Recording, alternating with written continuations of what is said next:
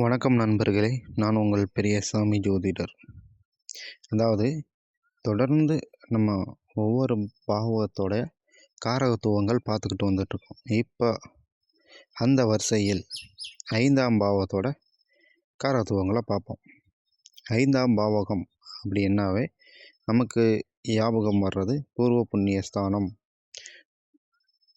காதல் ஸ்தானம், சந்தோஷ ஸ்தானம், எண்ணங்கள் நிறைவேறுகிற ஸ்தானம், அதிர்ஷ்டம், யோகம், போட்டி, இஷ்ட தெய்வம், சிற்றின்பம், மந்திர உபாசனம்,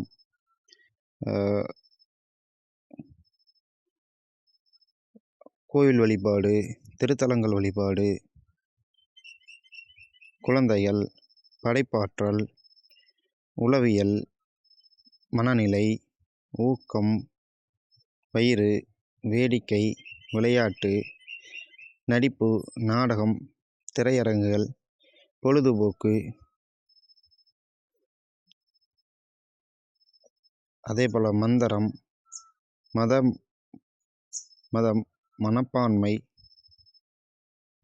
நடுத்தர கல்வி, அதாவது +2லேருந்து டிகிரி வரைக்கும் எடுத்துக்கலாம் அந்த கல்வியை, அறிவுக்கூர்மை, ஆன்மீகம்,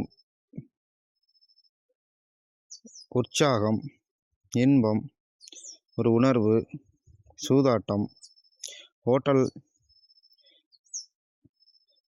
பங்குகள், முதலீடு, கல்லீரல், மண்ணீரல், அதே போல் பார்த்திங்கன்னா பங்காளிகளின் மன அழுத்தம், சரிங்களா, காயங்கள், விபத்துகள், தாயின் இளைய சகோதரன், துப்புல், இது போன்ற விஷயங்களை 5ஆம் பாவம் குறிக்கும். ஓகே, நன்றி நேயர்களே. அடுத்த ஒரு அற்புதமான பதிவில் நம்ம பார்க்கலாம்.